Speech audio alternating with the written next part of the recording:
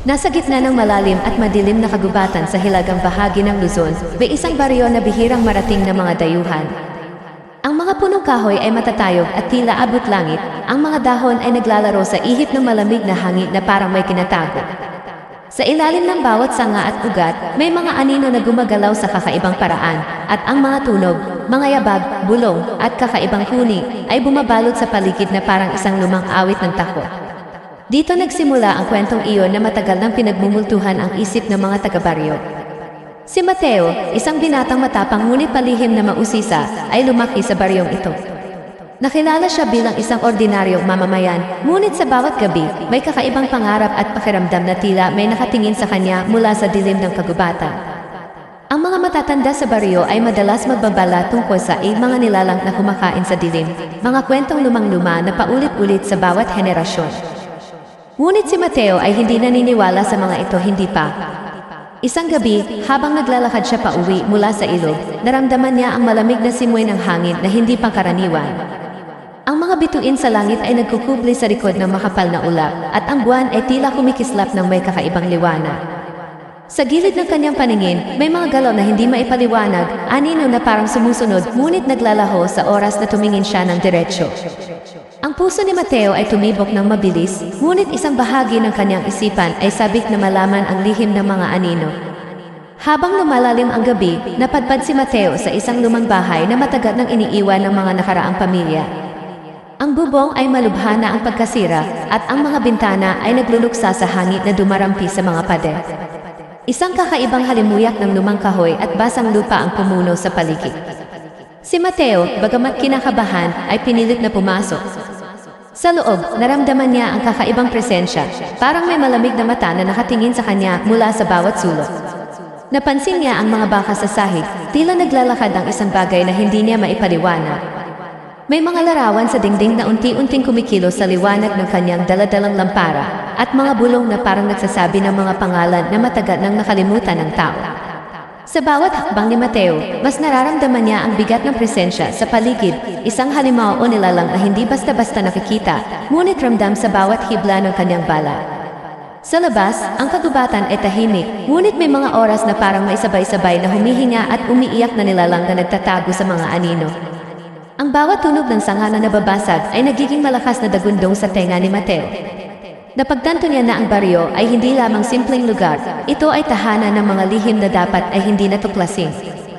Ngunit may isang bagay na tumutulak sa kanya, ang kagustuhang malaman ang katotohanan sa likod ng mga kwento ng aswang na paulit-ulit niyang narinig sa kanyang pagkabata. Habang tumatagal ang gabi, may narinig siyang kakaibang huni sa labas ng lumang bahay, parang halakhak na nagmumula sa hindi kilalang nilalang, sabay ng dahan-dahang paglapit sa kanyang pinanggalingan. Ang hangin ay lumamig ng husto, at naramdaman ni Mateo ang dahan-dahang paghawak sa kanyang balikat, ngunit walang nakikita. Ang kanyang katawan ay tila pinanghihinaan ng lakas, ngunit ang kanyang isip ay umiikot sa bawat posibilidad. Ano ba talaga ang nangyayari sa baryong ito? Sa kalagitnaan ng kanyang takot at pagdududa, may nakita siyang maliit na ilaw sa dulo ng kagubatan. Isang matandang lampara na kumikislap sa dilim, para bang may nag-anyaya sa kanya. Ang mga matatanda ay madalas magbabala, huwag susundan ang ilaw sa gabi, baka dala ka nito sa lugar na hindi mo na matatakasan. Ngunit si Mateo, na may halong kaba at curiosity, ay hakbang-hakbang na lumapit, hindi alam kung ito ba ay gabay o patibong. At sa sandaling iyon, bago niya maabot ang ilaw, may lumabas na anino mula sa kadiliman, isang bagay na hindi pangkaraniwan, na kumikilos ng mabilis at hindi masundan ng mata. Ang hangin ay huminto at ang mundo ay tila tumigil sa pag-ikot. Sa harap ni Mateo, nakatayo ang isang nilalang, may anyong tao, ngunit may kakaibang liwanag sa mga mata, parang tumitingin sa kaluluwa. Hindi niya mawari kung ito ba ay aswang, multo, o isang halimaw ng alamat, ngunit isang bagay ang malinaw, ang kanyang buhay ay hindi na magiging pareho. Dito nagtatapos ang simula ng kwento. Ang mga pangyayari sa baryo, ang mga lihim ng kagubatan, at ang misteryo na nilalang na nakaharap kay Mateo ay nananatiling hindi pa nalulutas. Sa bawat hakbang na gagawin niya, mas malalim ang panganib at mas malapit siya sa katotohanang matagal ng tinatago. Ang tanong ay, makakaligtas ba siya? O magiging isa rin siya sa mga kwentong bibilangin sa gabi ng mga susunod pang henerasyon? Ang sagot ay malalaman lamang sa susunod na kabanata ng Aswang Feeds Stories, Tagalog Horror. Ang lampara sa dulo ng kagubatan ay patuloy na kumikislap, tila humihinga sa ritmo ng gabi. Hindi na napigilan ni Mateo ang sarili. May kung anong puwersang humihila sa kanya, hindi utos, hindi rin pakiusap, kundi isang tahimik na paanyaya na mahirap tanggihan. Habang papalapit siya, napansin niyang ang lupa sa ilalim ng kanyang mga paa ay tila mas malamig kaysa karaniwan, parang tahimik na binabantayan ang bawat hakbang niya. Ang hangin ay hindi na lamang simoy, ito'y parang marahang bulong na may mga salitang hindi niya lubos maintindihan. Sa bawat paglapit niya sa ilaw, may mga detalye sa paligid na unti-unting lumilitaw. May mga lumang bato na nakaayos na parang bilog, kalahati na tatakpan ng damo at ugat ng punong kahoy. Ang lupa sa gitna ng bilog ay tila mas maitim kaysa sa paligid, parang matagal nang hindi tinamaan ng araw. May mga patak ng tubig na nahulog mula sa mga dahon, ngunit wala namang ulan. Nang subukan niyang hawakan ang isa, naramdaman niya ang kakaibang lamig na tila tumagos hanggang buto. Bigla niyang naalala ang mga kwento ng kanyang lola noong bata pa siya. Madalas sabihin ito na may mga lugar sa baryo na hindi dapat gambalain, mga lugar na hindi lupa ng tao, kundi daanan ng ibang nilalang. Noon, itinuturing lamang niya itong pamahiin. Ngunit ngayong nararamdaman niya ang bigat ng katahimikan sa paligid, ang mga salitang iyon ay nagkakaroon ng bagong kahulugan. Si Mateo ay hindi likas na duwag. Lumaki siyang sanay sa hirap ng buhay sa baryo, sa bagyo, sa dilim, sa mga gabing walang ilaw kundi buwan. Ngunit iba ang pakiramdam na ito. Hindi ito simpleng takot. Ito ay parang presensya ng may sariling isip na dahan-dahang sinusukat ang kanyang paghinga, ang tibok ng kanyang puso, at maging ang kanyang mga alaala. Sa gilid ng kanyang paningin, may aninong gumalaw. Hindi mabilis, hindi rin mabagal, kundi parang natural lamang na paglipat ng dilim. Nang tumingin siya, wala na itong bakas. Ngunit ang kakaiba, hindi siya nag-iisa sa pakiramdam na iyon. Para bang may mga matang nakatingin mula sa likod ng mga puno, naghihintay sa kanyang susunod na hakbang. Habang pinagmamasdan niya ang lumang lampara, napansin niyang hindi ito nakasabit o nakapatong. Nakalutang ito ng bahagya sa hangin, halos hindi gumagalaw. Ang liwanag nito ay hindi tulad ng karaniwang apoy. May kakaibang kulay ito, hindi dilaw, hindi puti, kundi parang maputlang liwanag na maihalong bughaw. Sa liwanag na iyon, ang kanyang anino ay hindi sumusunod sa kanyang galaw. Minsan nauna, minsan nahuhuli at minsan tila may sariling direksyon. Sa di kalayuan, may narinig siyang marahang pagaspas ng pakpak. Ngunit walang ibon sa paligid. Walang hayop na gumagalaw. Ang tunog ay tila nagmumula sa mismong hangin. May sandaling parang may dumaan sa kanyang likuran, ngunit walang baka sa lupa. Tanging ang malamig na hangin lamang ang nagpatunay na may dumaan. Unti-unting bumalik sa kanyang alaala ang mga pagkawala sa baryo, mga hayop na hindi na natagpuan, mga taong umalis at hindi na bumalik, at ang mga gabi kung kailan ang buong baryo ay tila napipilitang manahimik.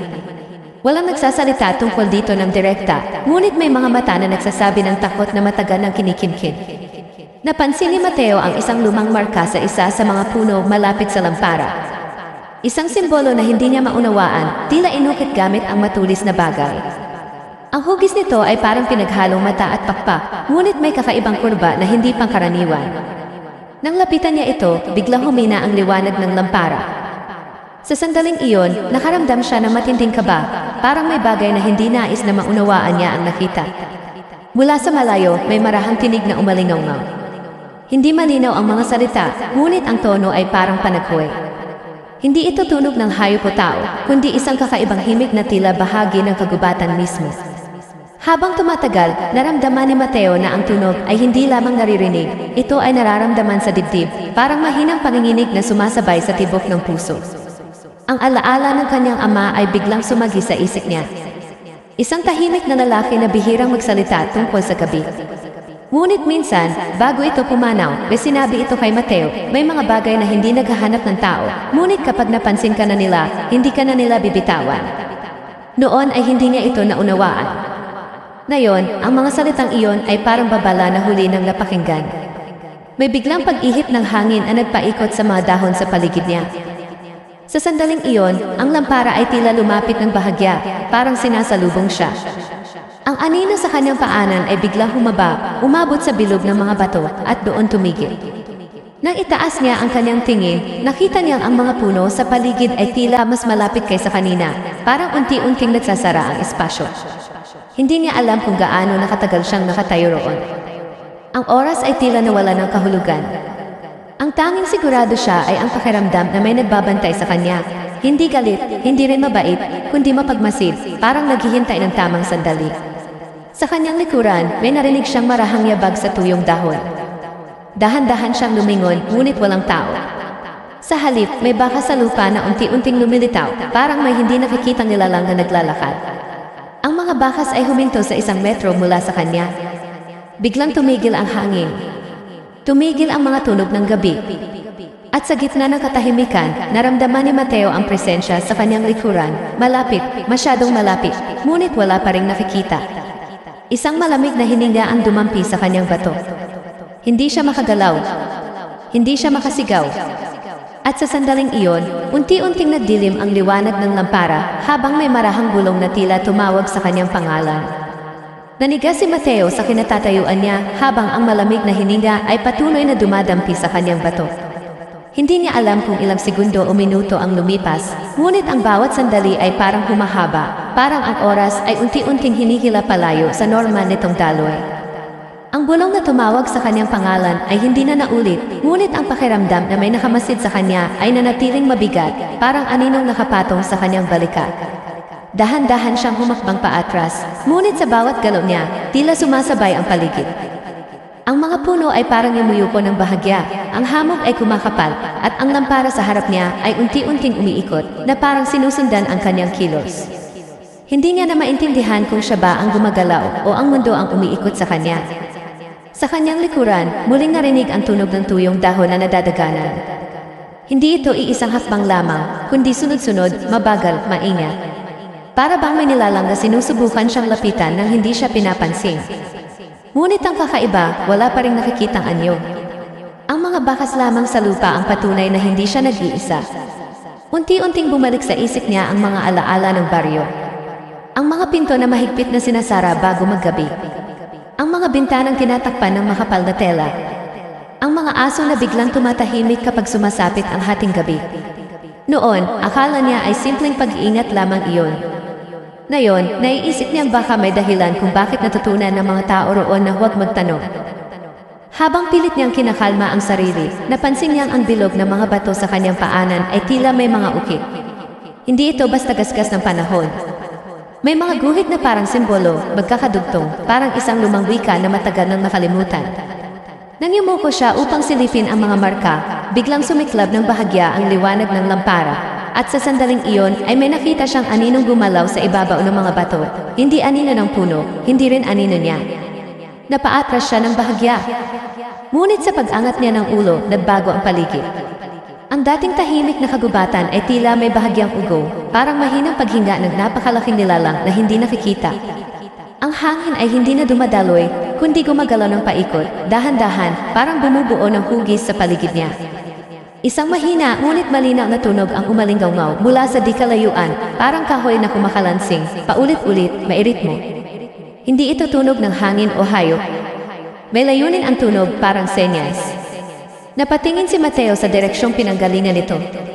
Sa pagitan ng mga puno, may nakita siyang malabong anyo ng isang bahay, mas maliit kaysa sa abandonadong bahay na una niyang nakita, ngunit mas maayos ang hugis.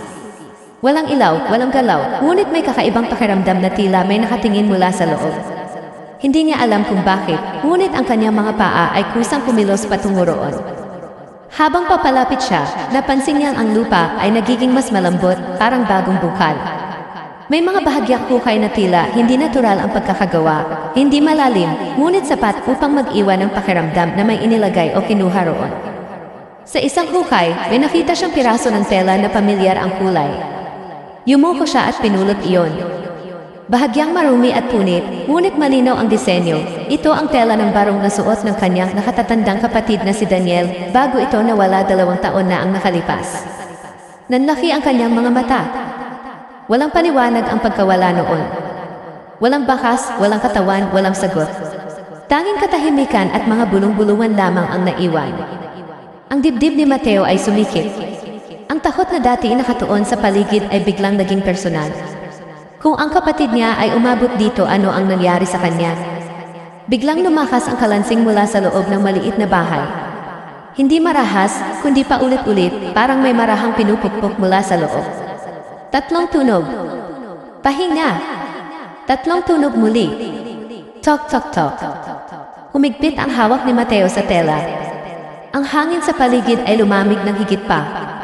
Ang hamog ay tila dumadaloy patungo sa pintuan ng bahay, parang hinihigop papasok. Lumapit siya, bawat hakbang ay mabigat sa pakiramdam.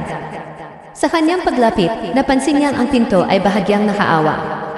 Sa pagitan ng siwang, may manipis na dilim na tila mas makapal kaysa sa karaniwang anino. Hindi ito simpleng kawalan ng liwanag, parang mailalim. Mula sa loob, narinig niya ang isang mahina, ngunit pamilyar na tinig. Hindi malinaw ang salita, ngunit ang tono ang himig ay kahawig ng boses ng kanyang kapatid. Nanlamig ang kanyang buong katawan. Daniel, mahina niyang bulong, halos hindi marinig. Walang sagot. Ngunit tumigil ang kalansing. Sa sandaling iyon, may ibang tunog na sumingit sa katahimikan, isang marahang pagaspas mula sa itaas. Tumingala si Mateo at nakita ang mga sanga ng puno na bahagyang gumagalaw kahit walang hangin. Sa pagitan ng mga dahon, ay sandaling tila may hugis na hindi likas sa puno, isang pahabang anino na nakasabit, tahimik, nakamasid. Nang kumurap siya, wala na iyon. Ngunit ang pakiramdam na may nakatingin mula sa taas ay hindi nawala. Sa likuran niya, biglang nagbago ang liwanag ng lampara sa malayo. Ang maputlang bughaw na sinag ay naging mas mahina, mas malamig, at ang anino niya sa lupa ay nahati sa dalawa, isang anino na sumusunod sa kanya, at isa na tila nakaharap sa kanya. Napalingon siya, ngunit walang nakitang katawan na nagbubuo sa ikalawang anino. Unti-unting bumukas ng kaunti pa ang pinto ng maliit na bahay. Hindi mabilis. Hindi rin marahas. Parang may maingat na kamay na nagtutulak mula sa loob. Isang amoy ang lumabas, hindi bulok, hindi rin sariwa, kundi parang matagal na kahoy at malamig na lupa na matagal nang hindi nasisinagan ng araw. Sa loob, may bahagyang galaw. Isang anyong nakaupo sa sahig. Hindi malinaw ang mukha. Hindi malinaw ang hugis. Ngunit ang posisyon ay tila pamilyar, parang isang taong pagod, nakayuko, naghihintay. Mateo, muling umalinggaw ang tinig. Mas malinaw, ngunit mahina pa rin. Parang nanggagaling sa malayo kahit malapit lamang. Bago pa siya makagalaw, naramdaman niya ang marahang pagdampi ng isang malamig na bagay sa kanyang pala. Hindi niya alam kung kailan, ngunit ang telang hawak niya ay nawala. Sa kanyang kamay, may naiwan na maliit na bagay, isang makinis at malamig na buto na may ukit na kapareho ng simbolong nakita niya sa puno. Kasabay nito, mula sa likuran niya, narinig ang sabay-sabay na iabag ng maraming paa sa tuyong dahon. Hindi mabilis, hindi mabagal, kundi sabay-sabay maingat papalapit. Ang mga puno sa paligid ay tila mas yumuko. Ang hamog ay unti-unting umangat mula sa lupa, parang usok na bumabalot sa kanyang mga binti. Ang anyo sa loob ng bahay ay bahagyang umangat ang ulo. At sa dilim ng siwang ng pinto, may dalawang matang kumislap, hindi maliwanag, ngunit sapat upang maramdaman ang titik.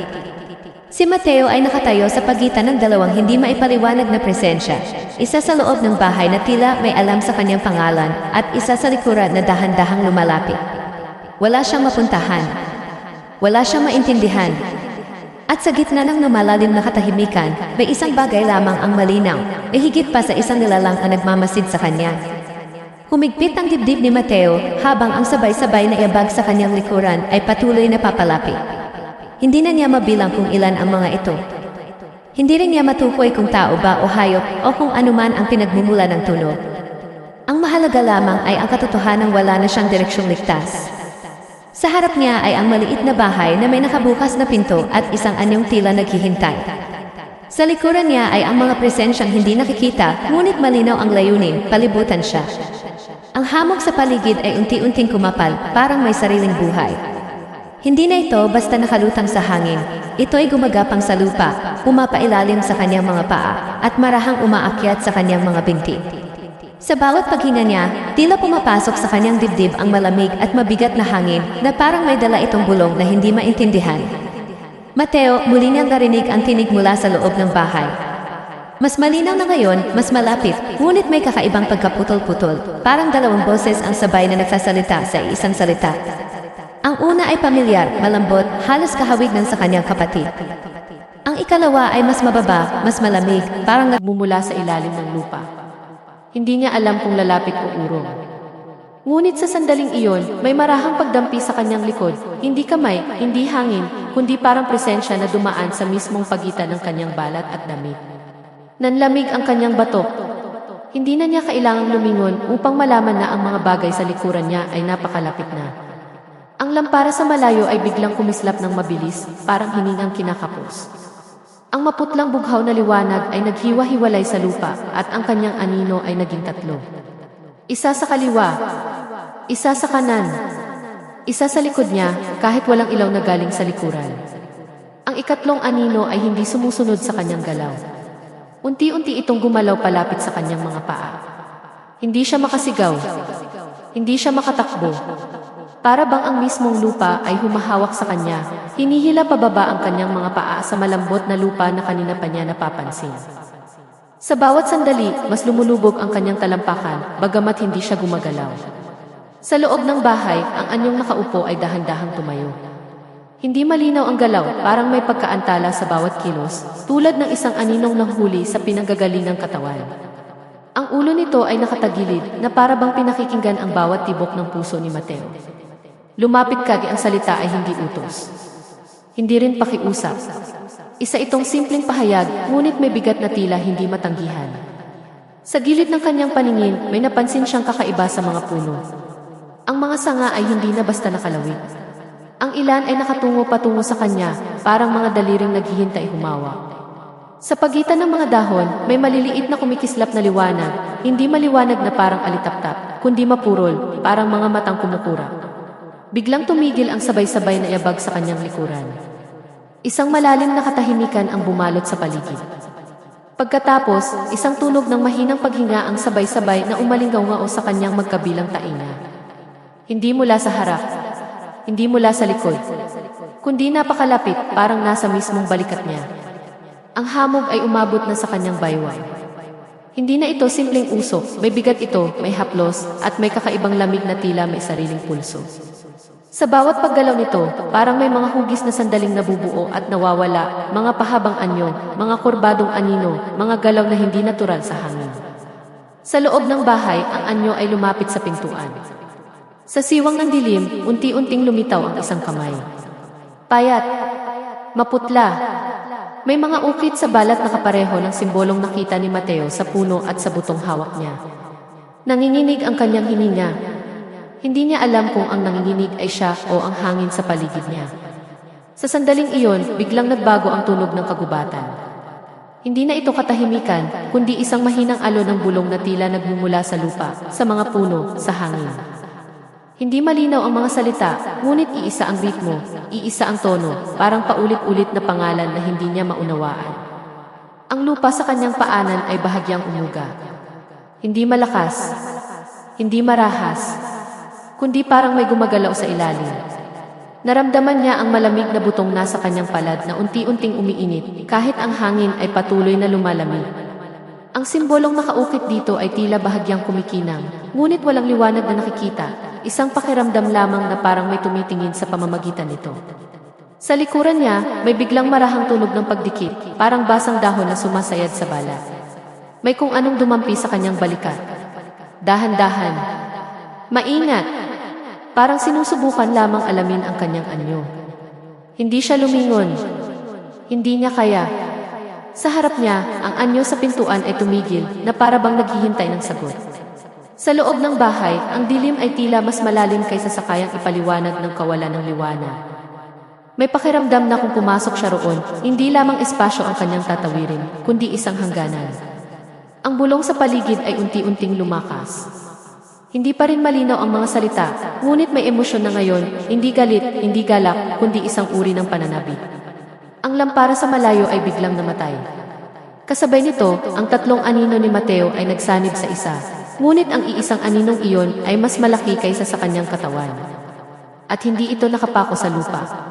Dahan-dahan itong umangat. Ang kamay mula sa loob ng bahay ay tuluyang lumabas sa liwanag ng gabi, at ang mga ukit sa balat nito ay tila bahagyang gumalaw, parang buhay na guhit. Ang anyong may-ari nito ay hindi pa rin malinaw, ngunit ang tindig ay pamilyar, masyadong pamilyar. Matagal ka naming hinintay. Hindi malinaw kung sino ang nagsalita. Ang boses ay sabay-sabay na nagmula sa harap, sa likod, at sa ilalim ng lupa. Ang hamog ay umabot na sa kanyang dibdib. Ang malamig na pagdampi sa kanyang balikat ay naging mas mabigat, parang isang kamay na hindi nakikita. Ang lupa sa kanyang paanan ay unti-unting bumuka ng bahagya, sapat upang maramdaman niya ang paggalaw sa ilalim.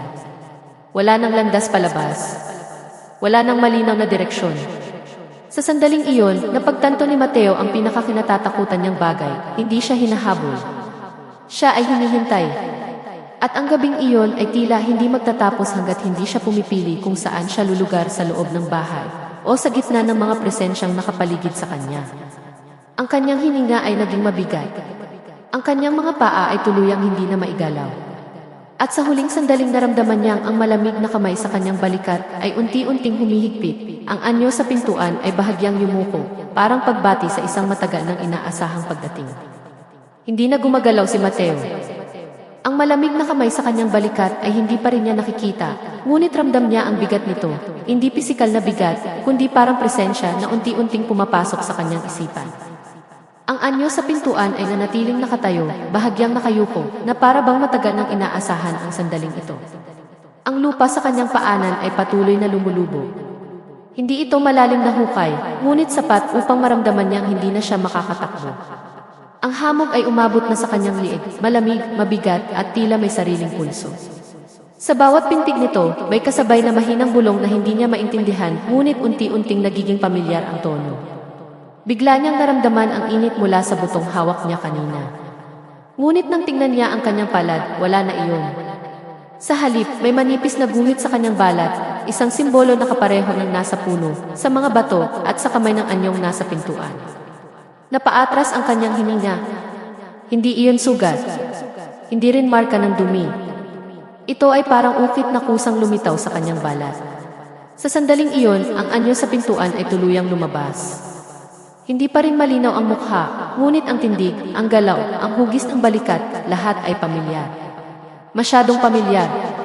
Matagal ka naming hinintay, muli nitong sinabi, ngunit ngayon ay mas malinaw ang boses. At sa unang pagkakataon, napansin ni Mateo ang isang detalye na hindi niya napansin kanina. Ang anyo ay walang anino. Sa halip, ang anino ni Mateo sa lupa ay unti-unting humahaba patungo sa paa ng nilalang na para bang ito ang tunay na pinagmumulan nito. Isang malakas na tibok ang naramdaman niya sa kanyang dibdib, hindi lamang sa puso, kundi parang may ibang tibok sa loob ng kanyang katawan na hindi niya kontrolado. Mula sa ilalim ng lupa, may marahang pag-uga na muling naramdaman. Hindi ito lindol. Ito ay parang paghinga ng mismong lupa na sumasabay sa tibok na nararamdaman niya. Unti-unting bumukas ang isipan ni Mateo sa isang alaala na matagal niyang pinilit kalimutan. Ang gabi bago nawala ang kanyang kapatid. Ang kakaibang katahimikan. Ang mga bakas ng putik sa sahig ng kanilang bahay. At ang sandaling nagising siya sa madaling araw, nakatayo sa pintuan, hawak ang isang bagay na hindi niya maalala kung ano. Hanggang ngayon, isang malamig na katotohanan ang dahan-dahang lumitaw sa kanyang isipan. Hindi lamang ang kanyang kapatid ang nawala noong gabing iyon. May isa pang bagay na nawala, ang bahagi ng kanyang alaala.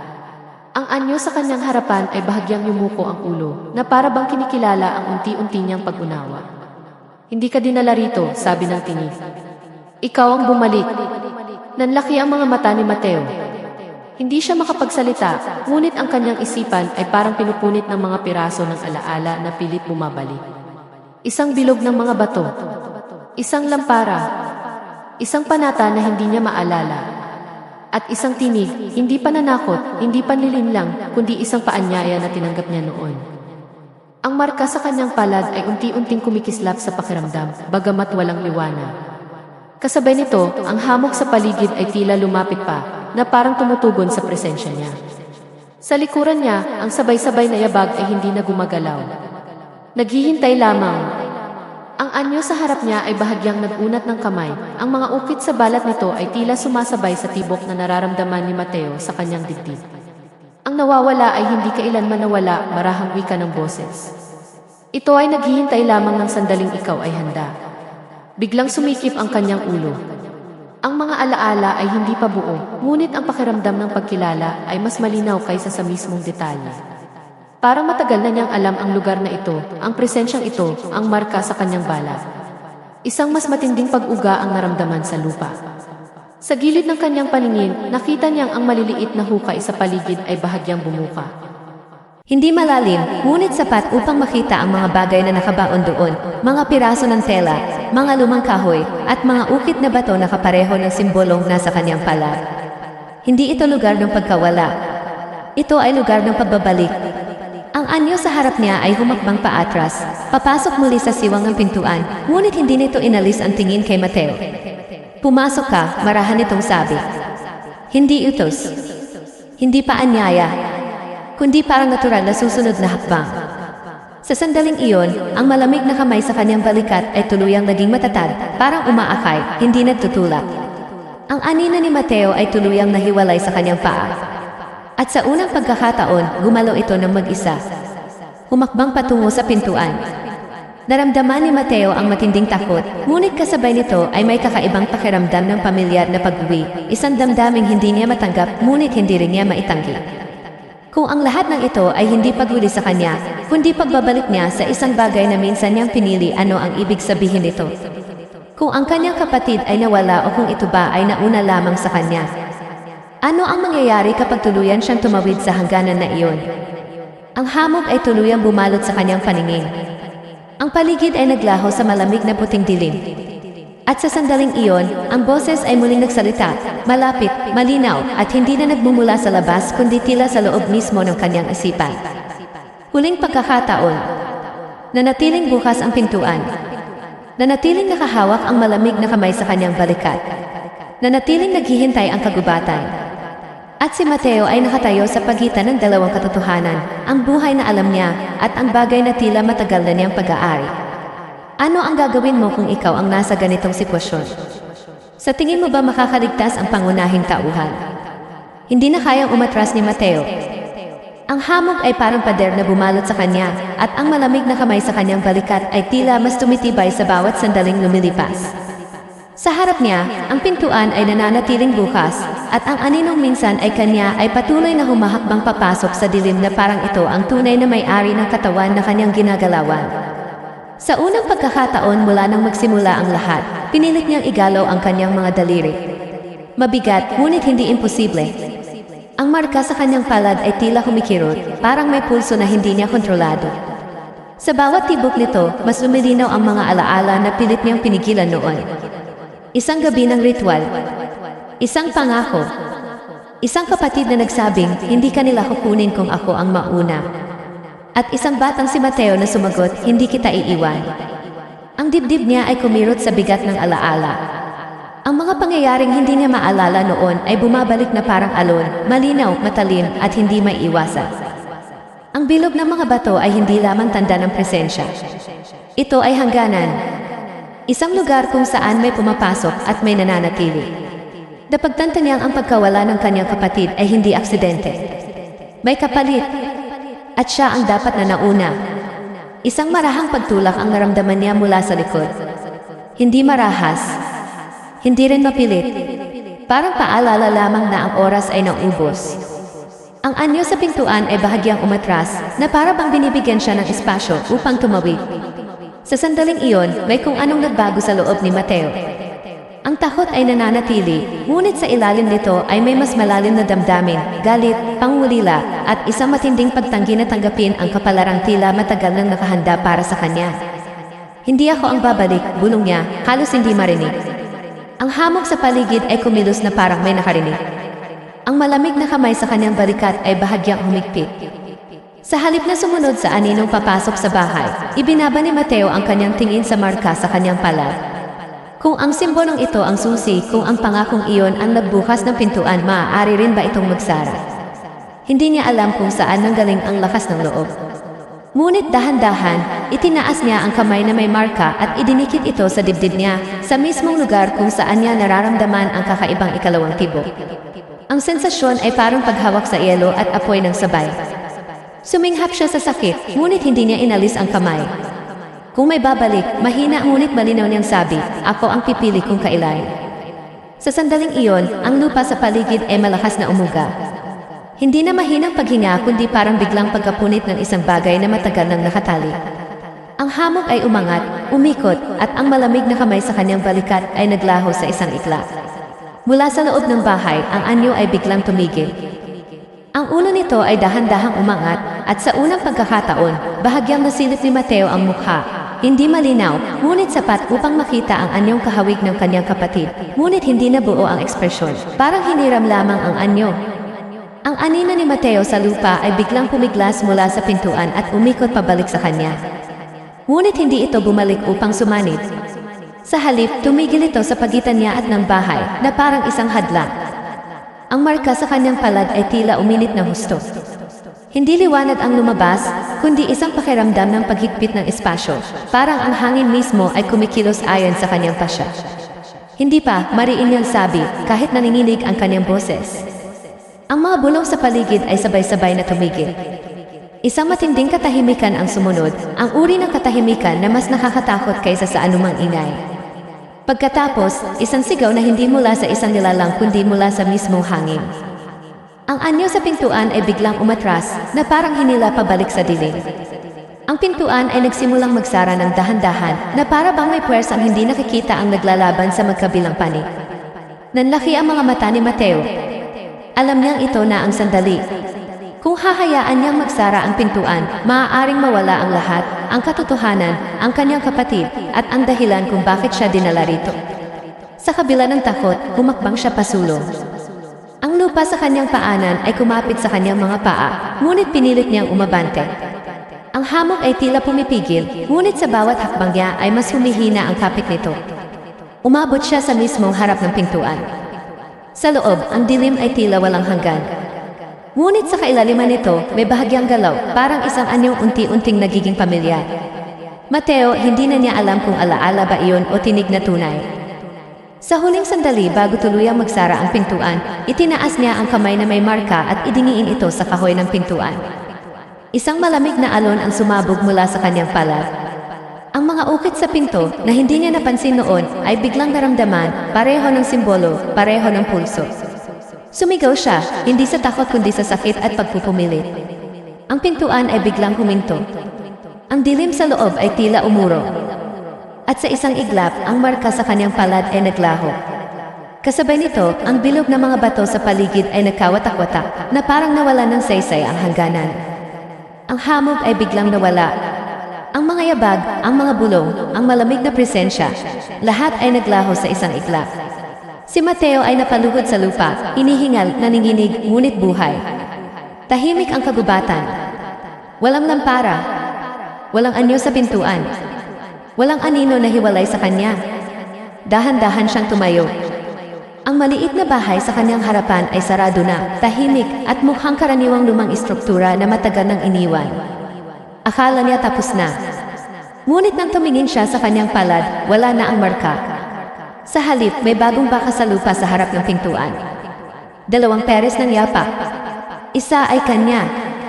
Ang isa ay mas magaan, mas pamilyar. At papalayo ang direksyon. Biglang pumalik sa kanyang isipan ang huling alaala bago siya lumuhod, isang sandali sa loob ng dilim kung saan may boses na nagsabi, hindi lahat na nananatili ay nakakulong. May kailangang pumalip upang may makaalis. Nanlalamig ang kanyang katawan habang sinusundan ng tingin ang papalayong bakas. Kung siya ay nakalabas, sino ang naiwan? Isang mahina ngunit malinaw na tawag ang umalinggaw sa loob ng kanyang isipan. Hindi pananakot, hindi pakiusap, kundi isang pamilyar na tinig na matagal na niyang hinahanap. Salamat, Mateo. Napatingin siya sa pintuan. Tahimik, sarado. Ngunit sa sandaling iyon, napansin niyang ang kanyang anino sa lupa ay bahagyang nahuli sa kanyang galaw. Isang iglap lamang, ngunit sapat upang mapansin. Ang hangganan ay naisara. Ang pangunahing konflikto ay natapos. Ngunit may kapalit. At sa unang hakbang niya palayo sa bahay, naramdaman niya ang marahang ikalawang tibok sa kanyang dibdib. Mahina, ngunit malinaw. Hindi na siya hinahabol. Hindi na siya hinihintay. Siya na ang may dalang bahagi ng gabing iyon.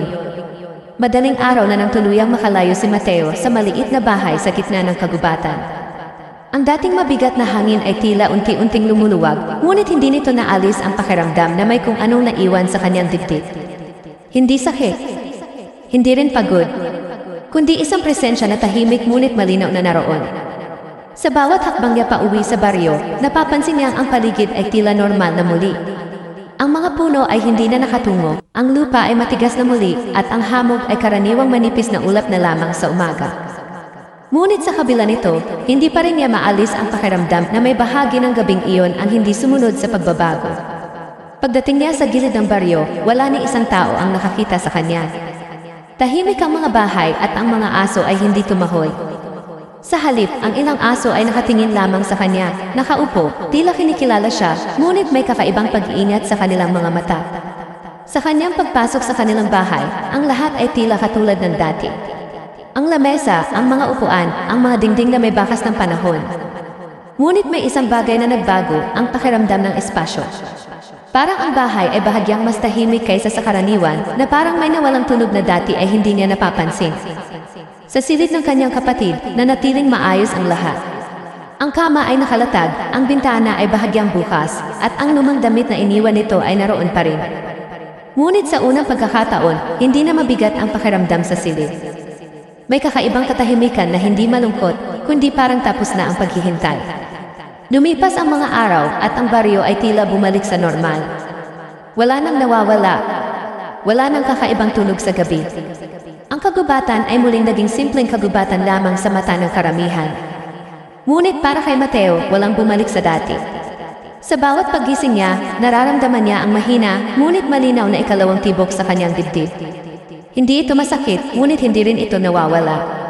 Minsan, kasabay nito ay may marahang bulong na hindi salita, kundi pakiramdam lamang, parang paalala na ang hangganan ay hindi tuluyang naglaho. Isang gabi, habang nakaupo siya sa labas ng kanilang bahay, napansin niya ang isang pamilyar na detalye. Ang kanyang anino sa lupa ay bahagyang nahuli sa galaw niya.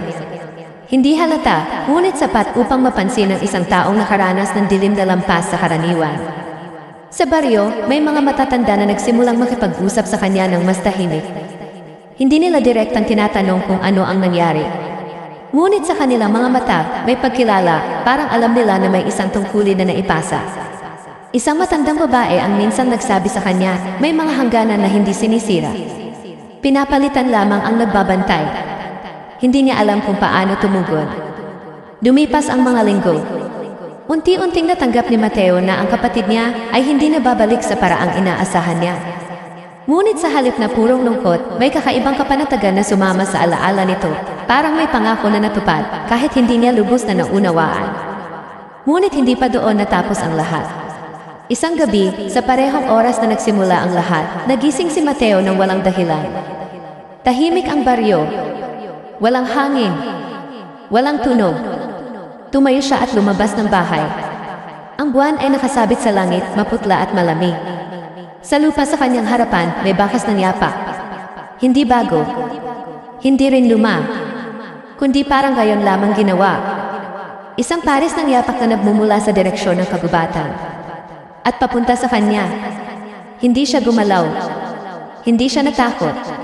Tanging isang mabigat na pag-unawa ang unti-unting bumalot sa kanya. Ang hangganan ay naisara. Ngunit ang daan ay nananatili. Sa sandaling iyon, naramdaman niya ang bahagyang pagdampi sa kanyang balikat. Hindi malamig, hindi mabigat, kundi pamilyar. Hindi niya nakita ang anuman.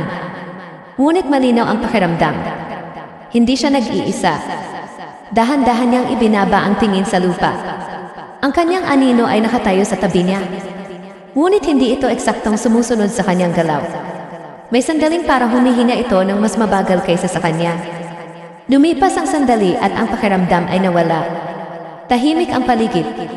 Ngunit alam niyang hindi na ito simpleng katahimikan. Sa mga sumunod na araw, may mga kakaibang pangyayari na siya lamang ang nakakapansin. Isang pintuan na bahagyang bumubukas kahit walang hangin. Isang anino na hindi eksaktong tugma sa liwanag. Isang pakiramdam ng pagtingin mula sa likod kahit walang tao. Hindi na siya natatakot tulad ng dati. Ngunit hindi rin siya kailanman naging panatag. Sa isang gabi ng paglalakad niya sa gilid ng kagubatan, huminto siya sa lugar kung saan nagsimula ang lahat. Wala na ang bilog ng mga bato. Wala na ang lampara. Wala na ang maliit na bahay. Ngunit naramdaman niya ang hangganan. Hindi nakikita. Ngunit naroon. At sa unang pagkakataon, naunawaan niya ang papel na iniwan sa kanya. Hindi siya biktima. Hindi rin siya napili ng sapilitan. Siya ang naiwan upang maging tulay, isang bantay sa pagitan ng mga bagay na dapat manatili sa dilim at ng mundong patuloy na gumagalaw sa liwanag. Ngunit may isang tanong na nananatiling walang sagot. Ang tinig na nagpasalamat sa kanya noong gabing iyon, ito ba ay paalam o paalala? Isang huling gabi, habang nakahiga si Mateo at papikit na ang kanyang mga mata, may narinig siyang mahina, ngunit malinaw na bulong sa tabi ng kanyang tenga. Hindi malamig. Hindi nakakatakot. Kundi pamilyar. Hindi patapos. Bigla siyang napadilat. Tahimik ang silid. Ngunit sa kisam sa itaas niya, ang kanyang anino ay hindi nakadikit sa kanya. Ito ay bahagyang nakatagilid na para bang may sarili itong direksyong tinitingnan. At sa unang pagkakataon mula nang matapos ang lahat, naramdaman niyang ang hangganan ay hindi lamang nasa kagubatan. Ito ay nasa loob niya na. Doon nagtatapos ang kwento, ngunit hindi ang bantay. Ano sa tingin mo ang tunay na naiwan kay Mateo? Kung ikaw ang nasa kanyang kalagayan, tatanggapin mo ba ang tungkulin o hahanap ka ng paraan upang takasan ito? I-comment mo ang iyong opinyon at sabihin kung gusto mong marinig ang susunod na kabanata ng kwentong ito.